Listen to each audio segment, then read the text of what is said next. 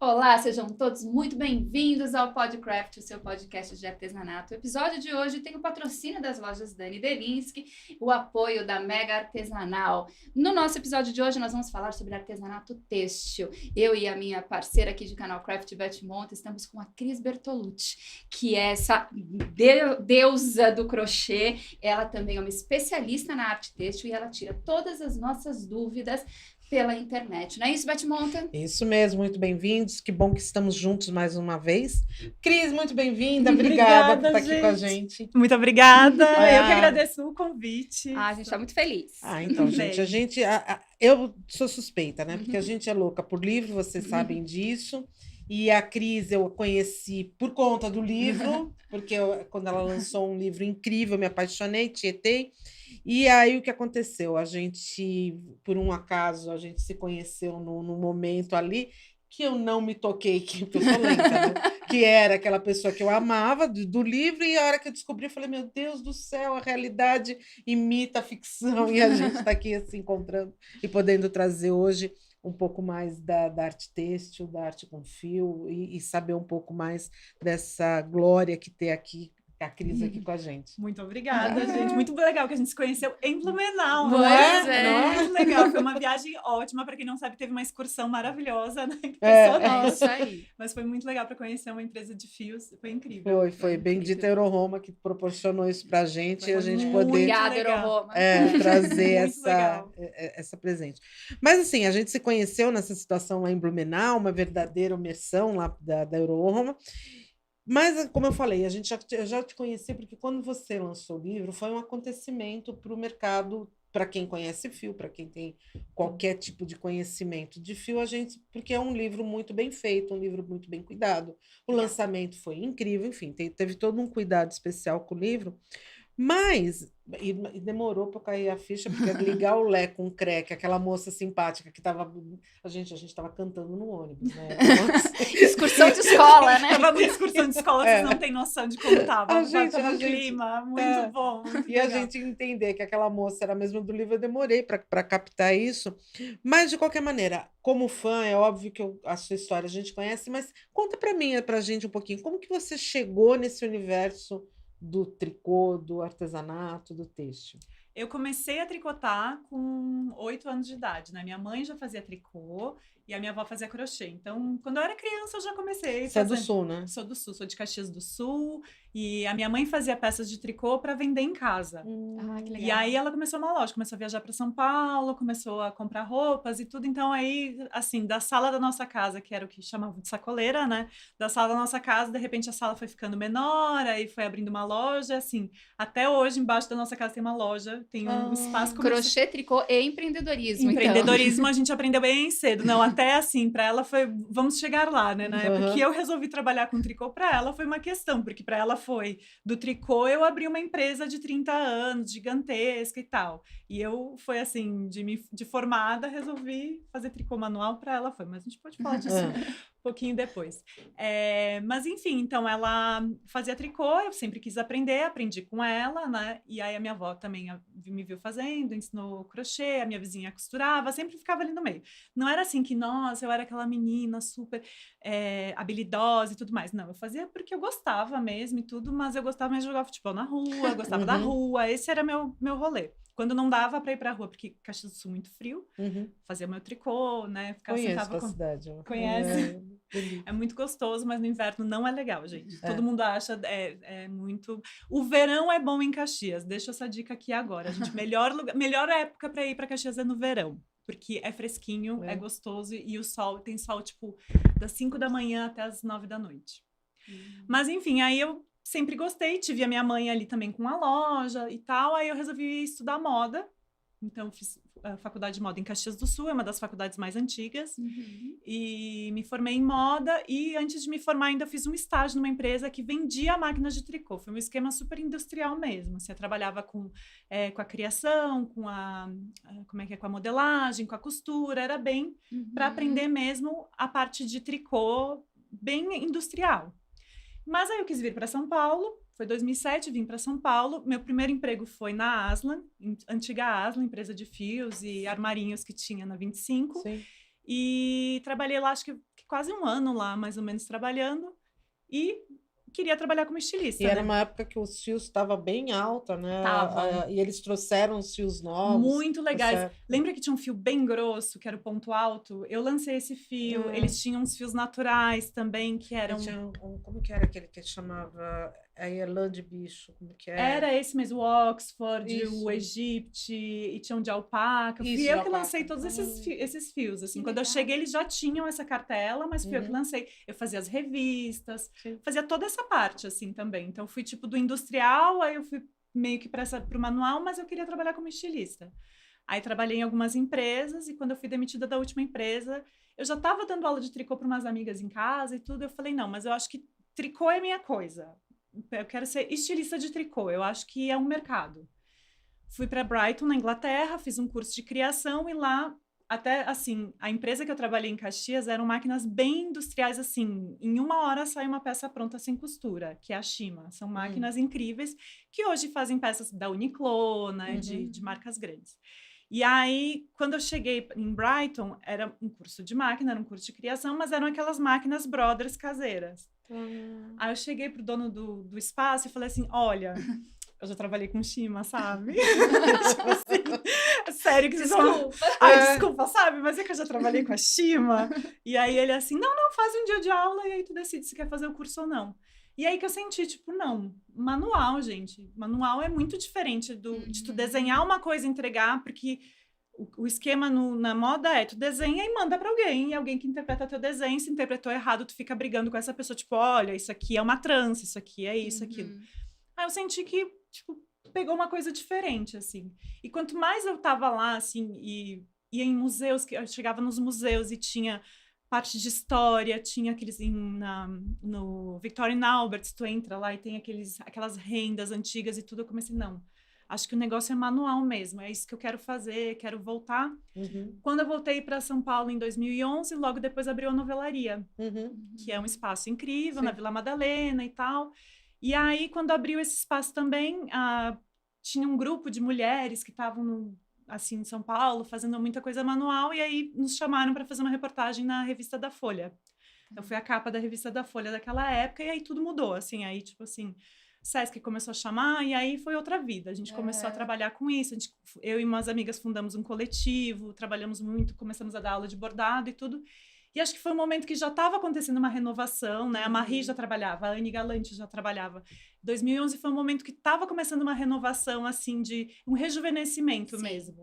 De pessoas diferentes. Eu não gosto de, tipo, a capa da revista da Folha tá lá, Novas Vovós. Eu não gosto desse título, né? Mas, enfim. É péssimo. Mas eu entendo qual foi a intenção, A intenção, né? na época...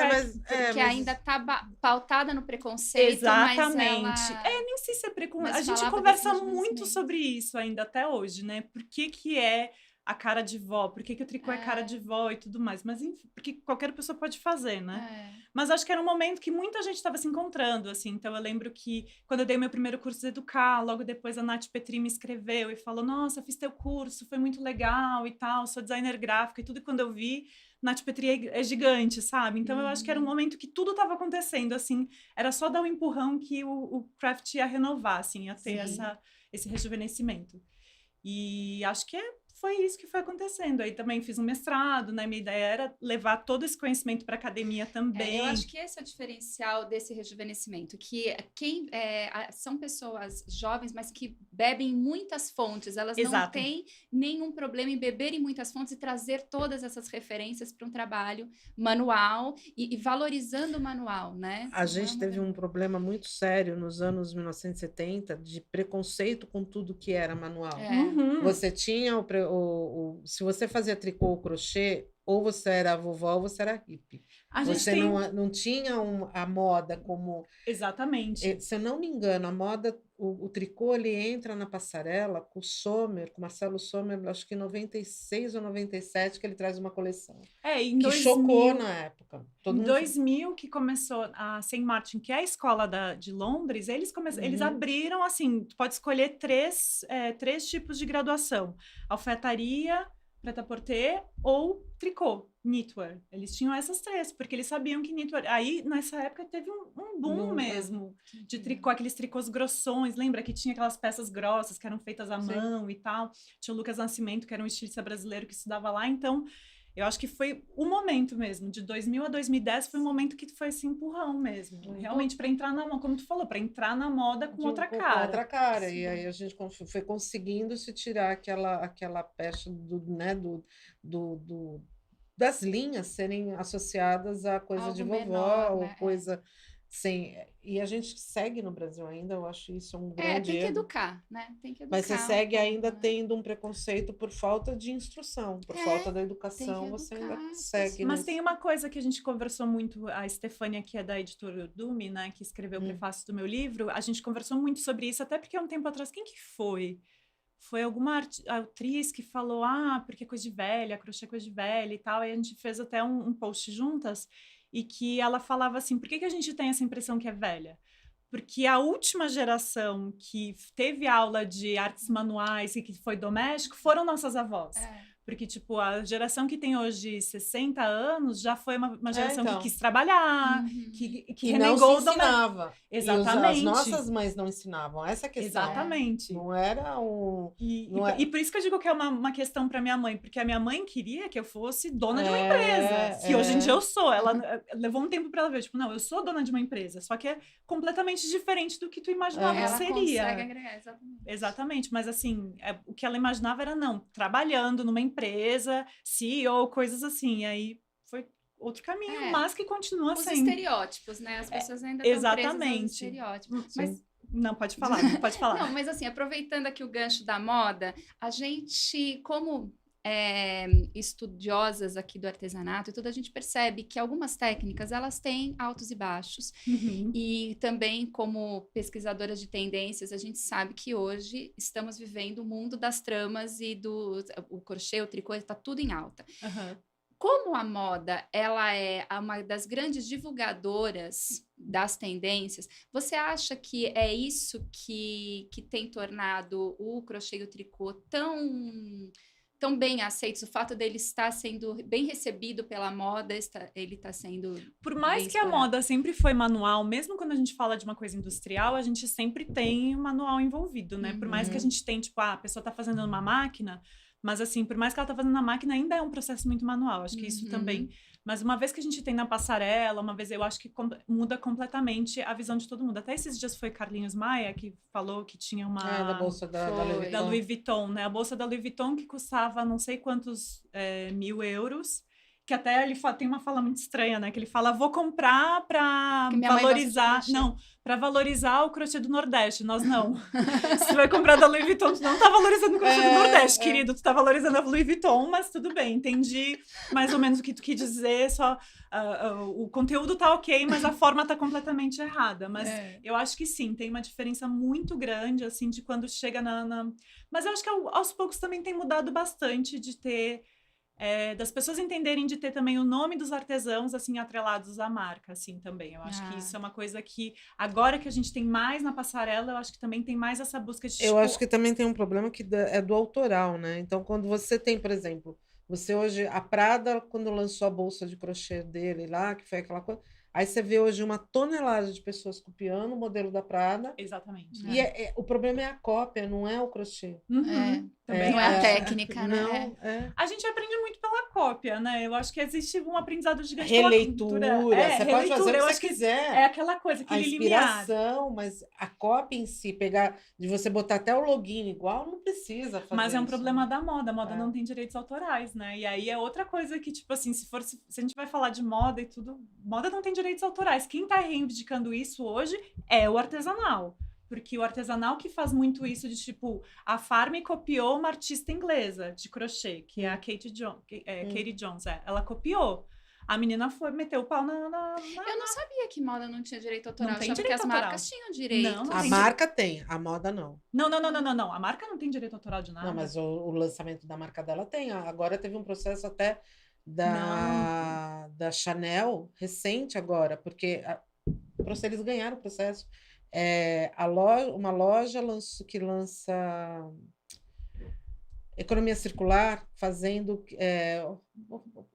bolsas de reuso. E eles usam, assim, aqui você encontra Chanel. Uhum.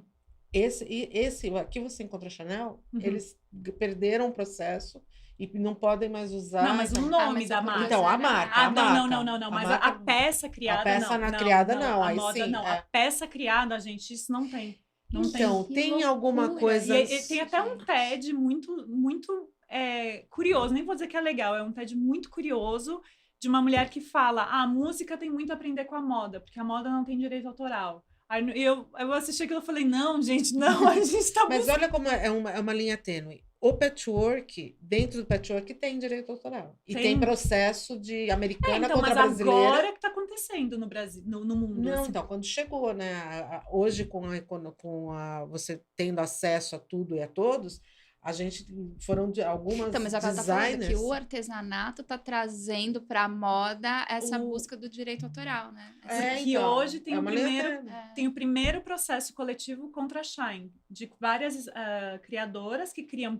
O que acontece hoje no mundo da moda e mesmo do artesanal? Eu criei essa blusa, vou criar uma receita...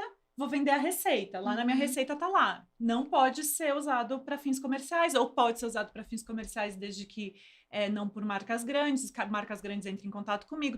Tudo isso existe hoje para quando a gente baixa uma receita, né? E algumas artistas fizeram, e antes mesmo de fazer a receita já estava na Shein. Aí elas se juntaram e fizeram um processo coletivo contra a Shein, tipo assim, não pode, porque era isso, elas faziam a peça, nem tinham tempo de escrever a receita, de vender e tudo mais, já estava à venda, 2 dias já estava à venda. E aí é o primeiro processo coletivo contra a Shein que está acontecendo agora, é de algumas designers, eu acho que são americanas e inglesas que estão processando. Então, que legal. Agora começa, então eu acho que com o artesanal, a gente está aprendendo a fazer isso. E a gente está aprendendo também isso. Qual é o limite? Quanto que eu posso copiar uma marca, quanto que eu não posso? Eu sou muito amiga da Ellen Redel, não sei se vocês conhecem, que é uma estilista de Porto Alegre. E ela foi muito famosa por muitos anos e todo mundo copiava. E ela sempre teve esse negócio, tipo assim, vender minha peça é muito caro. Ela vende só para a Europa, né? Ela não consegue vender aqui.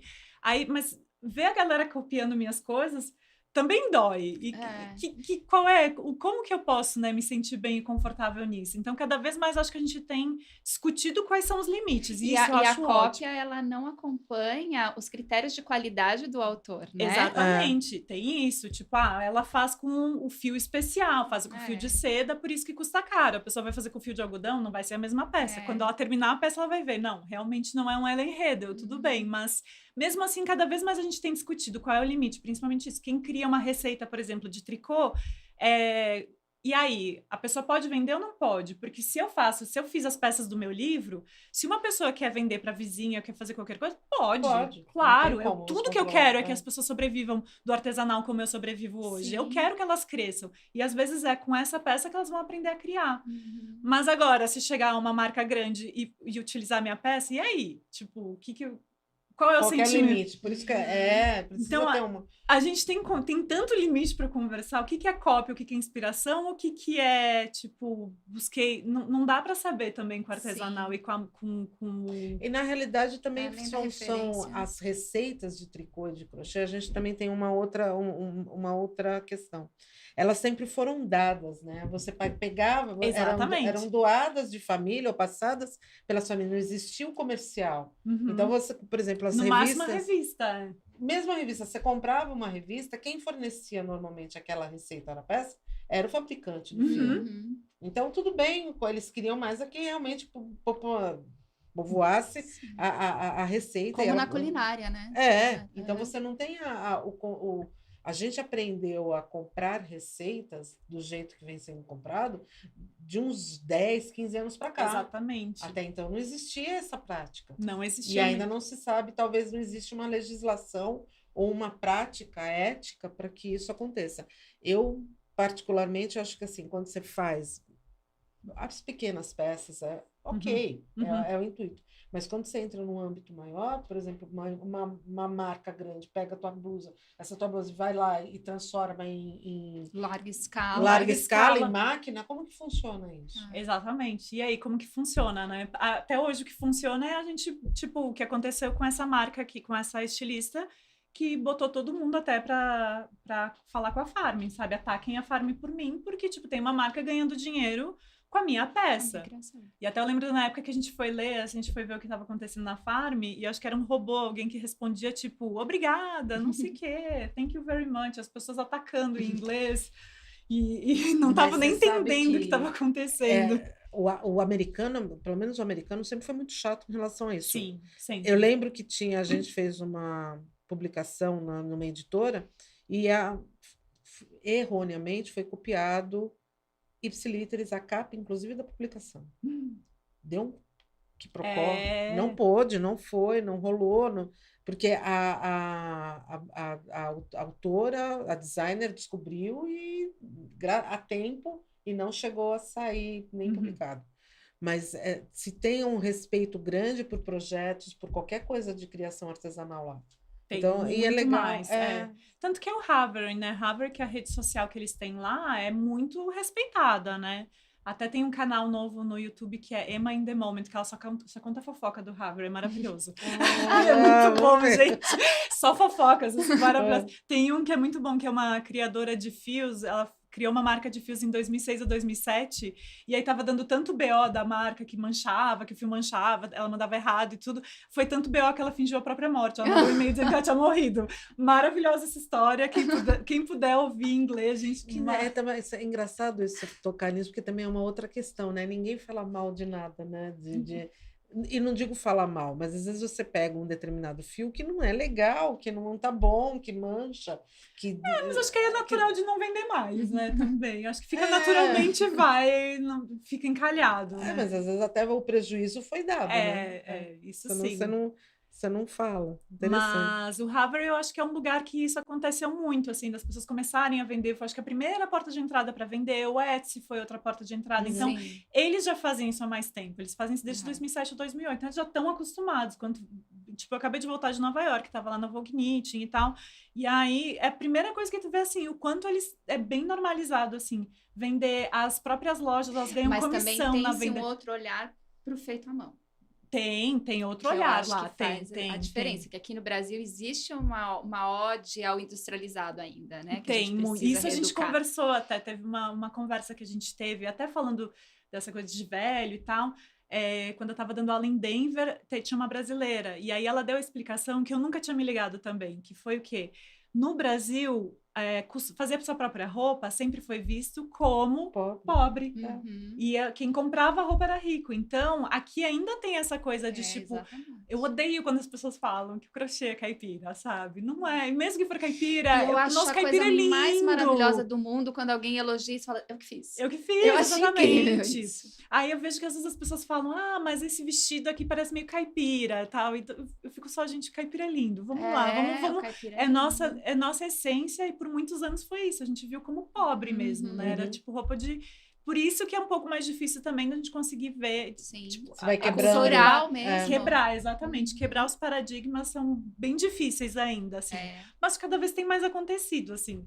De quando a gente começou, eu lembro de... Até essa coisa de velha, eu lembro que a gente fez a gente fazia muito encontro na rua, assim, sabe? Era muito legal. A gente fez lá no Parque Trianon. E eu lembro, assim, tem um banco gigante, assim, bem largo. A gente estava em 8 amigas para fazer uma foto, todas tricotando, e uma mulher passeando com o cachorro falou, nossa, vocês são tão bonitas, por que vocês estão tricotando? Gente, para quem não conhece São Paulo, o Parque Trianon é um parque dentro da Avenida Paulista, né? Exatamente, gigantesco, parque gigantesco, e aí a pessoa passou, e agora a gente não, eu acho que isso já não se ouve mais, assim, isso pelo menos já passou. Eu acho também. Tem passado um pouco, o Rodrigo Hilbert aí tá ajudando que não seja mais também coisa de mulher, né? Beijo, o homem Rodrigo. também pode fazer também, incrível. Mas é muito louco, assim, o quanto quebrar esses estereótipos ainda é muito difícil. Ainda é bem difícil. Eu acho que hoje em dia o estereótipo mais difícil, eu como professora, o mais difícil ainda não tenho habilidade. Esse é o único estereótipo, assim, que eu vejo que as pessoas têm, tipo, a minha mãe sempre disse que eu não tenho habilidade para as coisas. Não, Tem. É treino, né? É treino, exatamente. É um treino. Vai dar certo. Vamos fazendo que vai dar certo. Preciso fazer mais aulas. Mas, enfim, uma das formas da gente poder treinar é tendo acesso a esse livro incrível. Conta pra gente, como que aconteceu? Porque, assim, somos apaixonadas por livros, somos apaixonados por artesanato, e a gente sabe muito bem a dificuldade que é você unir as duas coisas. Sim. Como que você conseguiu essa proeza? Conta pra gente a história. Bom, acho que foram, além dos 10 anos, bom, primeiro que o livro fala sobre top-down, que é uma técnica que eu amo, que é de fazer peças sem costura, usar agulha circular. Uma das primeiras coisas, assim, que eu aprendi, que eu conheci com a Andrea do Super Zipper, né, foi usar agulha circular. Assim, eu lembro que ela foi a primeira pessoa que me falou. Aí eu fui para Buenos Aires, acho que foi 2013, eu lembro que eu voltei com uns fios lindos e falei, vou fazer minha primeira blusa, já que é tão especial, blusa top-down, vou fazer minha primeira. E tenho até hoje ela guardadinha de cachemir com merino, ela é linda. E aí eu sou meio monotemática, assim. Comecei a fazer alguma coisa, agora todo mundo vai fazer também. Então, aprendi a fazer top-down, todo mundo vai fazer top-down agora. As pessoas chegavam e falavam, então, eu queria fazer um casaquinho de bebê. Não, vai fazer top-down. O casaquinho de bebê tá muito por fora, gente. Não, acho que não é o momento. Vamos pro top-down. E eu comecei a dar aula, então faz basicamente 10 anos que eu faço essa técnica. Sempre fiz, era isso. Qualquer marca que me chamava, colocava uma peça circular, colocava uma peça em top-down. E aí eu escrevia também para a revista Ordume, né, que era da editora Ordume. E aí um dia eu falei para uma das donas da marca, eu queria escrever um livro, né, sobre técnicas, acho que agulha circular é uma coisa que eu falo muito, a gente pode ainda expandir o assunto. Na época, ela queria ir mais para uma coisa mais teórica. Ela, não, a gente fala muito de teoria, vamos mais para o teórico e tal. E aí a gente foi conversando de, não, então vamos fazer um livro meio a meio. Vai contar essa história, até porque são 10 anos que tu faz isso. Vai contar essa história, vai ter as pessoas também, um pouco das pessoas que estão no mercado. E aí a gente faz, então, as receitas das peças que tu mais gostou nos últimos anos. E aí foi basicamente isso. A gente fez um financiamento coletivo pelo Benfeitoria em 2022, que aí nós atingimos a meta. E foi muito legal. E foi um ano, assim, construindo o livro. Foi muito bom. Legal. Essa era uma dúvida também nossa, sobre como é a receptividade, porque hoje a gente tem um mercado muito carente de publicações para o mercado artesanal, né? Tem. Eu lembro que na época, assim, que a gente fazia as publicações, né? A gente fez, tipo, toda uma campanha e tal, e aí a gente tinha um gestor que ele falou, qual é o maior problema do livro no Brasil? Por que não tem tanto livro no Brasil? Eu lembro que eu fiz uma pesquisa de livros de tricô em inglês, que tinha, tipo, 25 mil publicações, livro de tricô em português, 200, acho que era 200 publicações, mais ou menos. E ainda foi muito, E né? ainda foi muito, exatamente, porque a maioria era e-book. Eu sou uma boa rata de feira de livros, esse tipo de coisa. Acho que a primeira vez que eu vi uma quantidade, tinha uns 4, 5 títulos, e eu achei o máximo, foi na feira da USP do ano passado. Até então eu nunca tinha visto de eu comprar, de eu sair de feira com um livro de artesanato. E antes as nossas únicas fontes, né, para as pautas e tal, eram os books e eram os livros. Ou você tinha aqueles livros em inglês traduzidos. Exato. E aí você compra em feira. Uma coisa que eu faço, que eu fiz muito também, como eu falo bem inglês, eu fiz muita revisão e tradução de livros também. Acho que eu já fiz uns 8 livros, aquele Knitting for Dummies, sabe? Aquela para iniciantes. Tem tricô para iniciantes, eu fiz a tradução, eu fiz a Mola Mills, eu fiz tradução de 2 ou 3 livros, Pica-Pau, fui eu que fiz. Todos esses livros, ou eu revisei ou eu traduzi também. Sempre chegou no meu colo isso, assim, tipo, acho que pela novelaria e tal. Não, porque também tem uma outra questão.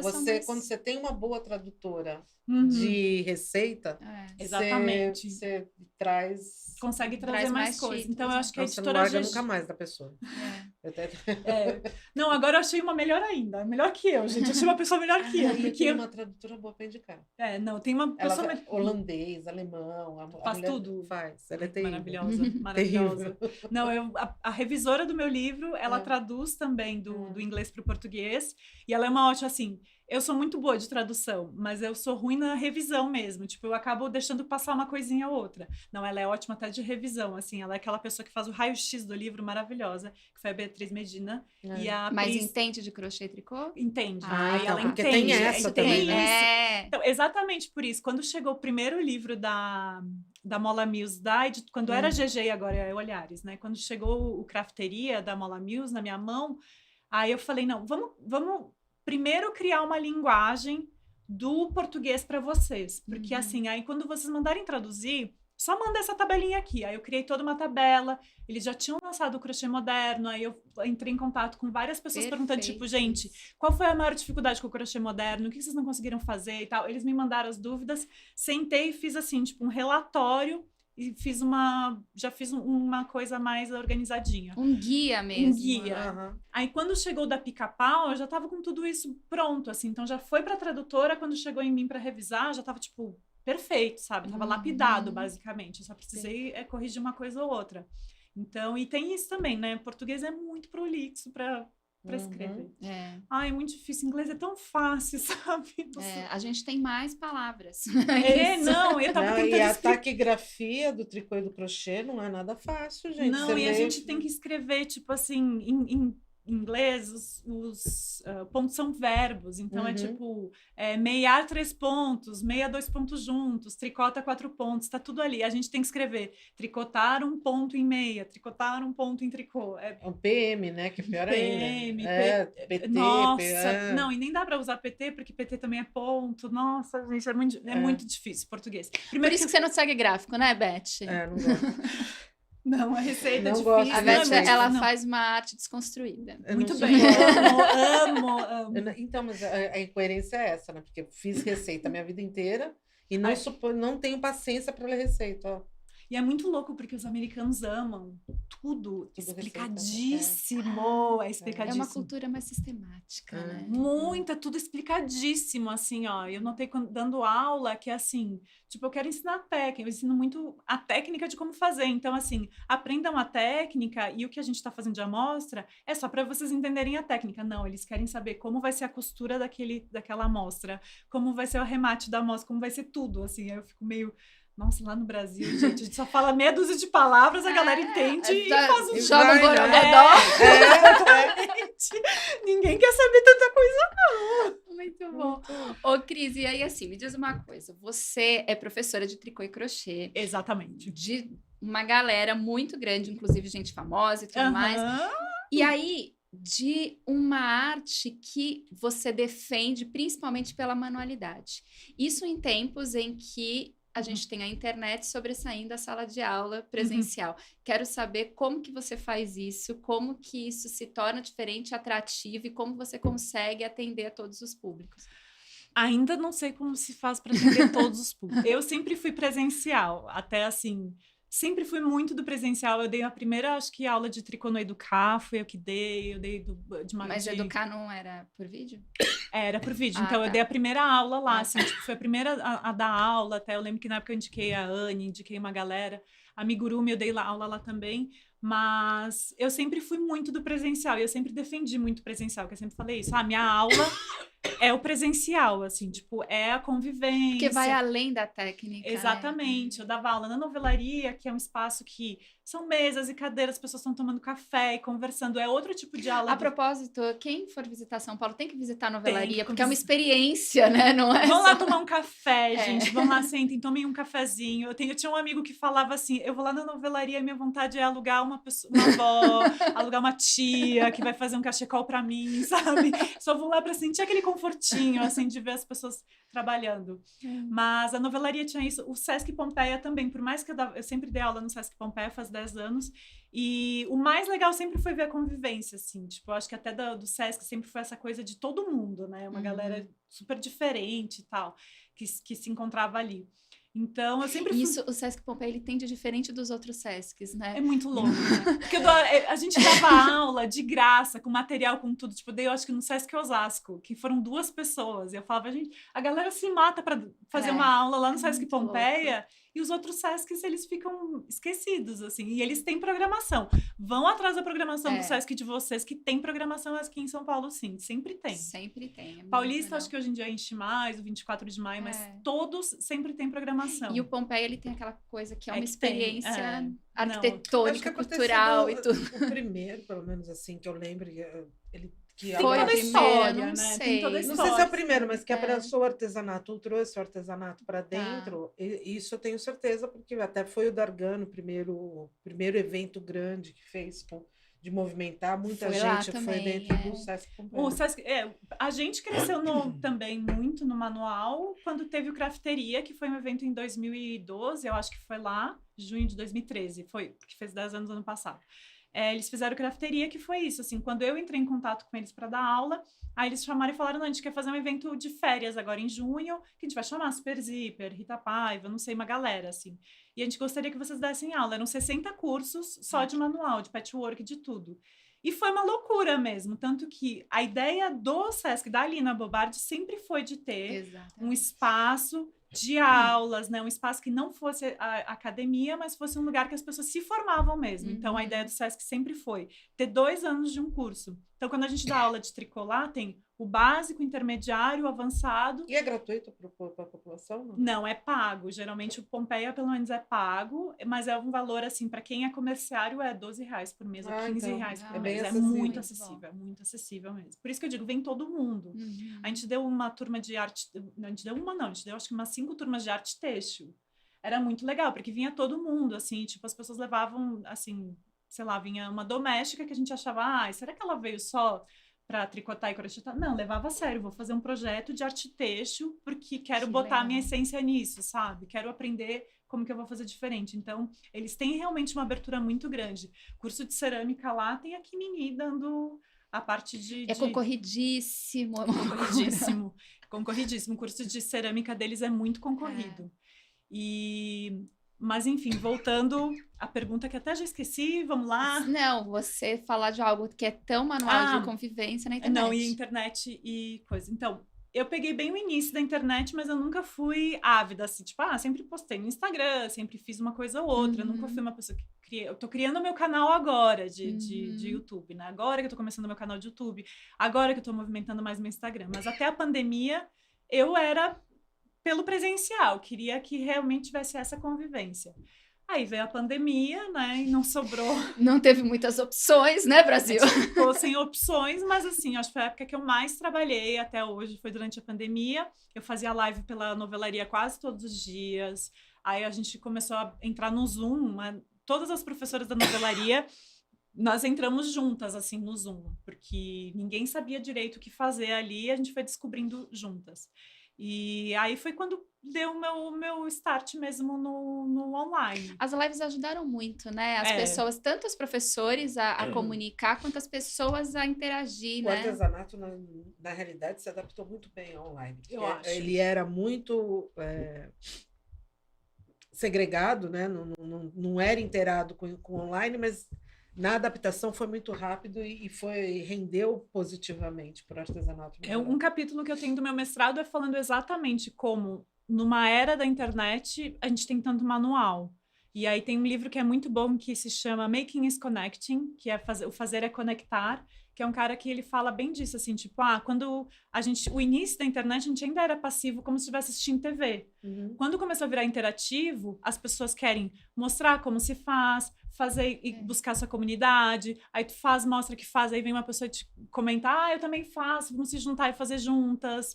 Então, criou essa interatividade que foi o que cresceu mesmo. Foi a grande evolução da comunicação, na realidade. Exatamente. Foi essa, que antes você era passivo e agora você interage. Interativo, E essa interação trouxe a culinária, a jardinagem, o artesanato e tudo isso. E aí a pandemia, no fim, só, tipo, potencializou muito isso, porque quem estava em casa, quem nunca quis aprender, aprendeu.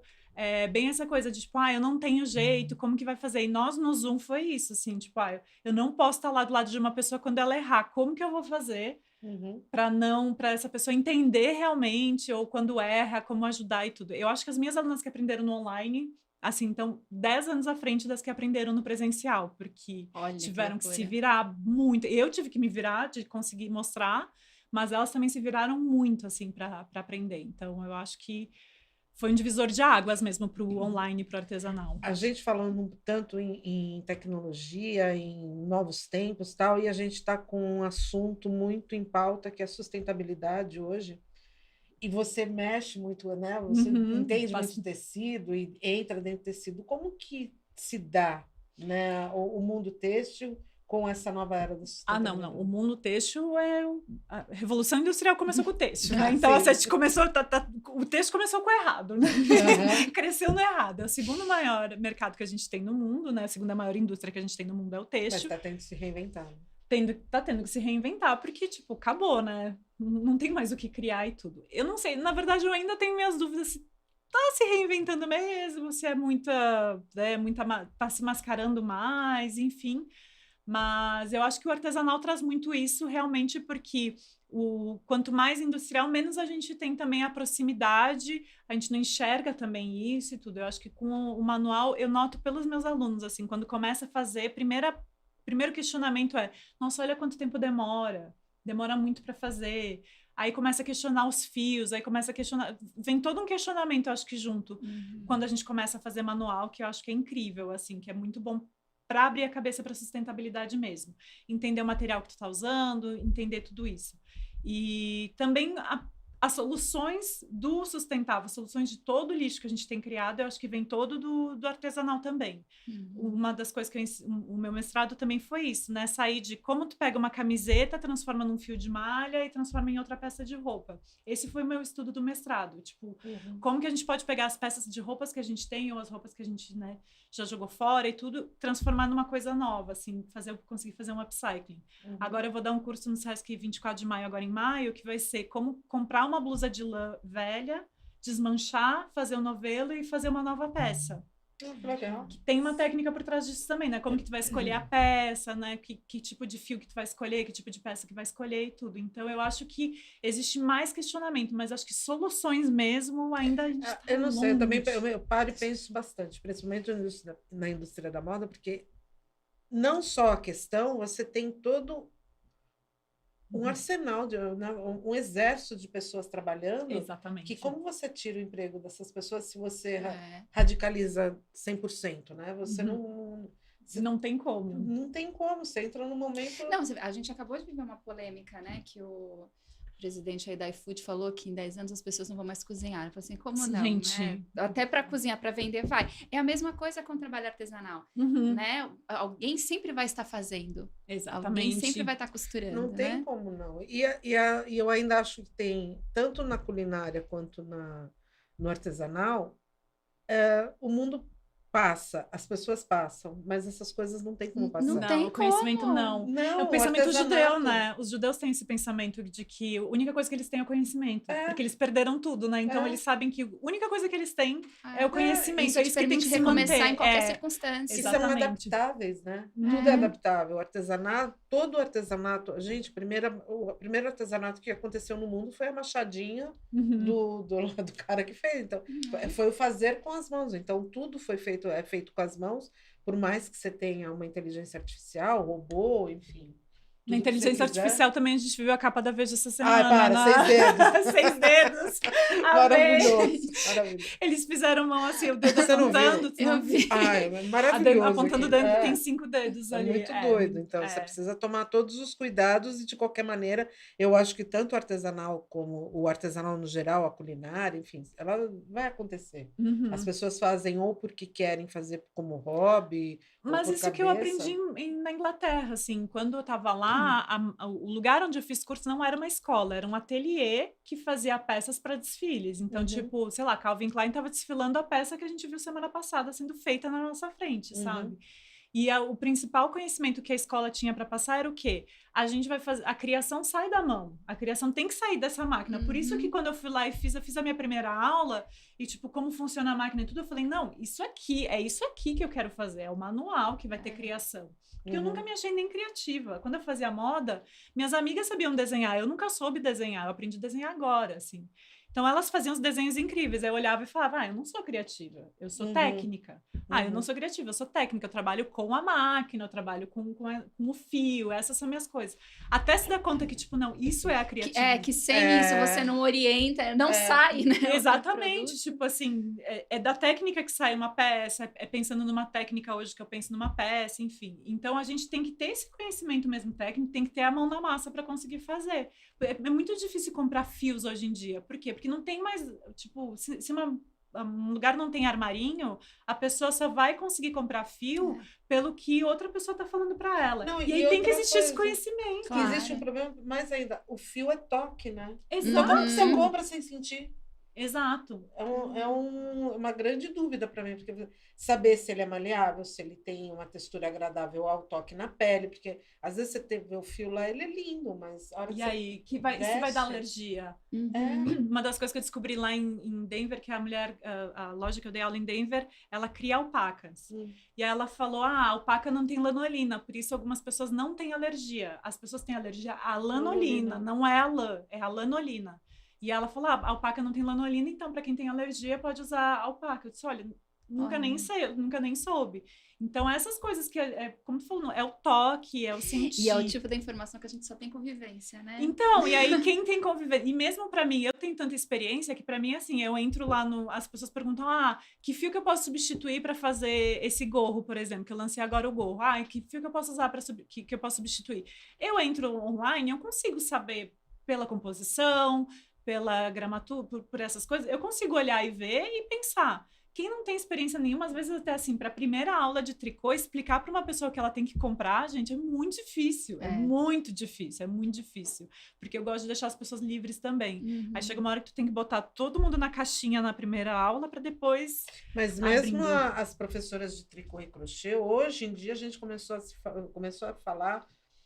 Eu fiz muita receita na minha vida. Então, assim, você não falava qual que era espessura de fio, se ele era tex, não sei lá do que, se ele era não sei da onde, se agulha de máquina de costura, eu vim descobrir agora, faz poucos anos, que você não pode usar, para você costurar grosso, tem que ser uma agulha 18, 16. Para mim, nunca, nem, porque você nem falava que precisava de agulha na máquina. Exatamente. As receitas.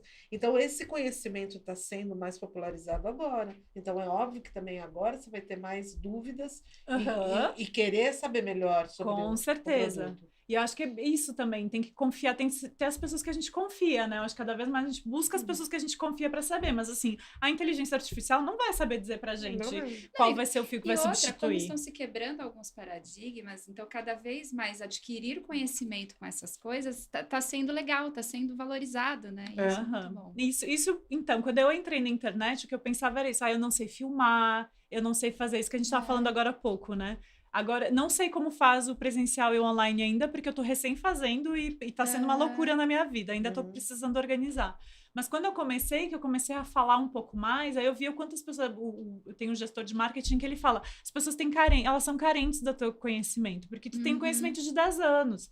Muitas pessoas que estão na internet hoje, elas têm conhecimento, tipo, elas começaram a fazer e começaram a fazer que foram passando um conhecimento, assim, que é muito legal também, que tipo, tu vai da tua experiência própria, é óbvio que os outros vão se relacionar com esse conhecimento, mas ele falou, não, tu tem um conhecimento que muita gente ainda tá carente, quem chega no 5º passo quer saber o próximo, assim, então começa a falar mais, assim, aí eu tenho me soltado. E sem contar, Cris, que a gente está vivendo uma obra viva, né? Isso não tá fechado ainda. Exatamente. A gente está num processo de aprendizado em todos os sentidos, e o mais legal é por isso que a gente precisa saber tanto a história, tanto a técnica, para poder justamente levar adiante com conhecimento, porque a gente não sabe daqui a 10 anos como vai ser. O cara da iFood falou uma coisa que ninguém tem conhecimento sobre. Não tem, exatamente. Pode ter. Imagina, gente, na minha época, os Jetsons, a gente estaria voando Cadê a Beth? Então, cadê a Beth? A gente tem o aspirador no chão, né? Mas e o resto? Cadê o resto? Agora, sim, deu certo? Não deu. As previsões que se tinham na década de 70, 1970, nada se concretizou, não do jeito que foi pensado. Então, assim, a gente... muita coisa vai acontecer, mas Também tem muita acho. coisa ainda que pode ou não. Pode vir outra pandemia, que pode deixar a gente atrasado ou em um lado e adiantado. Você lembra que a gente fez um podcast até bem no começo da pandemia de como que seria os 2 próximos anos? A gente que era um pessoal estudioso. Nossa, Nada. Daquilo nada. que eles falaram, e a gente ainda falou com várias certezas, aconteceram não. A única previsão certa foi que a vacina ia levar 1 ano e meio, 2 anos. A única previsão que se concretizou foi essa. O resto, tudo deu errado, gente. Tudo deu errado. As coisas são cíclicas, né? Bom, gente, estamos quase estourando o tempo, mas a gente quer saber da Vogue Night, que você esteve lá. Como que foi? Como que é dar aula para as gringas? Conta tudo, que você puder trazer. Eu comecei a dar aula pela Vogue, então, ano passado, né? Então, dou aula para o mundo inteiro online. E aí me convidaram, então, para o presencial, que aconteceu agora, fim de janeiro, em Nova York, na Times Square. Tipo, o hotelzão em Times Square. Foi muito... Então, o que a gente estava conversando antes de começar também, né? É outro mercado, assim. Acho que o mercado internacional, assim, é completamente diferente. Isso que a gente falou, eles já estão muitos anos à frente. A gente chega numa feira que tem tudo, gente, tudo. É enlouquecedor, tudo e todos, assim, porque as pessoas que eu também sigo de fora e tal, estavam lá, então tu vai e conhece, e é todo mundo muito acessível, então conheci muita gente também. Tem a Aimee, que é da Labienne Aimee, que é uma francesa, que ela é incrível, tava lá, super acessível, fez foto comigo, postou no Instagram dela, e eu tava tipo assim, gente...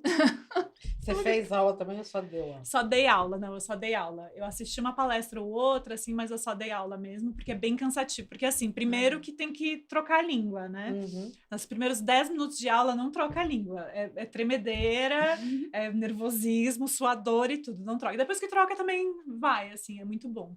Aí eu dei 2 aulas, então, de técnicas, técnicas do meu livro, uma que é de método contíguos, que é um método diferente de fazer top-down, e também de como fazer decotes em top-down e tal. Então, foi bem técnico, isso que é legal também lá, que a gente consegue ensinar uma coisa muito técnica, e como eu falei, eu quero ensinar só, tipo, a pala, mas aí elas querem entender tudo. Ah, mas e depois a pala? E o corpo como fica e tudo? Então, elas são bem questionadoras, o que é muito legal, porque engrandece muito o nosso trabalho também, assim. Sim. E técnicas bem avançadas também, que eu senti que eles sabem, e essa coisa da receita mesmo, assim, eles levam...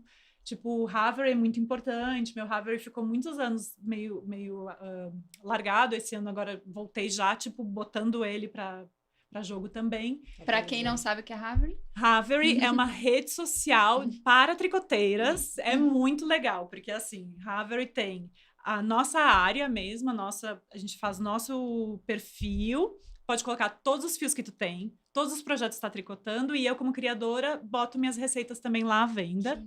Tem fóruns de discussões, que é onde acontecem as fofocas, maravilhoso. Vale a pena para quem fala inglês entrar nos fóruns e ler umas fofoquinhas, sempre bom. É o Facebook das tricoteiras. É o Facebook das tricoteiras, mas é muito avançado também, eu acho. E é muito legal ver, tem... Nessa Emma in the Moment, ela conta a história de como começou, e foi muito sem querer que, assim, as criadoras começaram. Mas muito legal que foi uma coisa que virou mundial, assim, todo mundo usa, muita gente cresceu lá, e acho que, como a gente falou, também é um substituto das revistas, porque, assim, em revista, tu comprava uma revista e vinha 20 projetos, no máximo fazia 2. No Harvard, tu comprou um projeto, faz, e aí tu posta a tua foto, aí fica lá no projeto também, aí as pessoas discutem, eu usei esse fio, foi bom, eu usei esse fio, foi ruim. Uma coisa que eu acho muito legal que tem lá é, acabou teu fio, tu pode entrar num grupo para saber se alguém tem o mesmo fio do mesmo lote, compra direto de outra pessoa. É muito legal, é incrível, é inacreditável. As marcas estão lá também, vendendo seus fios, então, tipo, eu fiz uma peça com o fio tal, por exemplo, Fios da Fazenda tá lá, eu fiz o meu gorro com Fios da Fazenda, eu vou lá e coloco Fios da Fazenda fio tal, já tá lá listado e já tem a cartela de cores para quem quiser comprar o mesmo fio. Então é maravilhoso. E eles levam muito isso a sério, as lojas podem comprar as receitas e ganhar Fios da Fazenda tava lá na feira. Elas estavam na feira também, com a Ana Campos, que tem uma loja lá perto de Nova York, que é esqueci o nome da cidade, mas ela tem uma loja, que é a Circle of Stitches, tem uma brasileira, então, que tem loja, que estava lá expondo. Que legal. E ela é da diversidade da Vogue Knitting também. Ela é parte da diversidade, ela nos dá palestra antes também de todas as aulas. Falando isso, que eu fiquei morrendo de vontade naquela loja que tem livraria e vende fio junto. Qual? Uma que você postou aqui, é a livraria. Do lado. E você compra coisa para tricô, isso é uma livraria só de tricô. Tá. Ai, gente. Eu fiquei apaixonada. Não, da outra vez que eu fui, Eu já É morri. em Nova York mesmo. É em Nova York. Em Nova York tem, nesse endereço, que é a Tater Blue, tem também a Textile Art Center. Uma num andar e outra na outra. Textile Art Center é um centro de arte têxtil mesmo, tipo uma escola. A gente chegou, não pude filmar e fotografar muito, porque tinha aula para criança. Lá eles são super rígidos em fotografar crianças e tal, então a gente resolveu não fotografar. Mas é um espaço, assim, gigantesco, é um galpão gigante, que tem milhões de máquinas, milhões de teares, máquinas de tricô, estamparia, tudo relacionado a têxtil. Eles têm curso, tem alguma coisa lá. E em cima tem essa livraria, que é a Tater Blue. A dona é maravilhosa, a Jordana é incrível. E é grande, né? Gigantesca. Agora eles vão mudar para um lugar maior ainda, que é uma livraria só de têxtil, só têxtil, tudo que tem de têxtil. Incrível. E eles têm também um espaço de foto e de venda de materiais, venda de tipo, tinha o kit de fios dela, porque é Tater Blue, porque ela ama azul, então ela tem os fios para bordado em tons de azul. Lindo, maravilhoso, mas a gente não pode pagar. Ainda chegaremos lá. Não podemos pagar, sabe? Mas é maravilhosa. Não, esse lugar, esses dois espaços, quem vai para Nova York tem que conhecer, porque é lindo, é muito lindo, muito tá bem feito. É Tater Blue e Textile Art Center. Textile Art Center é o lugar que eu queria ter no Brasil, assim, com certeza. A escola que eu queria é aquela. Quem sabe você não vai ser a responsável por abrir uma no Brasil? Quem sabe. O futuro tá, né? O futuro ainda está em aberto, né? Obra tem tanta aberta, coisa. obra aberta. Tem muita coisa para acontecer. Jogamos para o universo que ele mandou de volta. Quem sabe? Chegamos às nossas considerações finais. Queria que você usasse esse espaço, ele é seu. Queria te agradecer imensamente. Eu que agradeço, gente. Por mim, eu ficava mais 5 horas. A gente também. Chamava um almoço aqui, não precisa ser iFood, mas pode ser alguém que cozinhasse pra gente. Isso aí, estamos na bronca do iFood. Então, eu fico... meu canal de YouTube, então, que como eu disse, tá começando. Tô começando com ele aos pouquinhos, mas é youtube.com Cris Bertolucci. Meu Instagram, principalmente, Cris Bertolucci também. Que mais? Meu Ravelry... Bertolucci é um L só, um C só. Eu falo meu nome é Bertolucci, mas eu falo Bertolucci porque é um C só. Gente, eu não faço luminárias, tá? Ela tem o mesmo nome que eu, é a Cristiana. A gente faz luminárias juntas, inclusive. A gente tem uma criação juntas, mas não sou eu lá na Vila Madalena. Adoraria. Não sou eu. Não sou a pessoa das luminárias. Então, tenho o Instagram também, e tenho também meu Ravelry, Cris Bertolucci tá lá, tá crescendo aos pouquinhos também, tô colocando minhas receitas, algumas coisas lá, e o livro agora tá na Amazon, finalmente colocamos na Amazon, quem quiser comprar de ponta cabeça, são 13 projetos em top-down.